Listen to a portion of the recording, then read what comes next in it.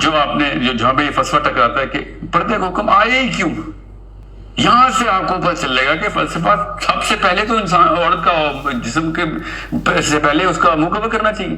ساری کی ساری اٹریکشن تو آدمیوں نے فتنہ منہ سے نکالا ہوا ہے عورت کا.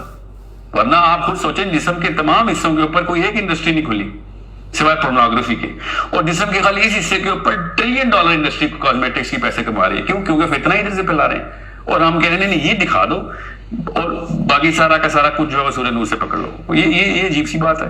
سارا فتنے کی جڑ جو ہے وہ خاتون کا چہرہ ہے.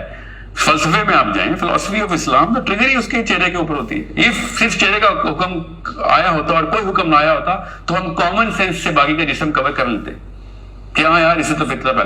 تو ہمیں یہاں پہ کامن سینس کیوں نہیں آتی ہماری؟ اور ایک اور جرابی کی رہتی ہے کہ حج میں چونکہ چہرہ کور کرنے کا اور نہ کور کرنے کا حکم ہے، یہ بھی جرا ہوتی ہے کہ حج میں تو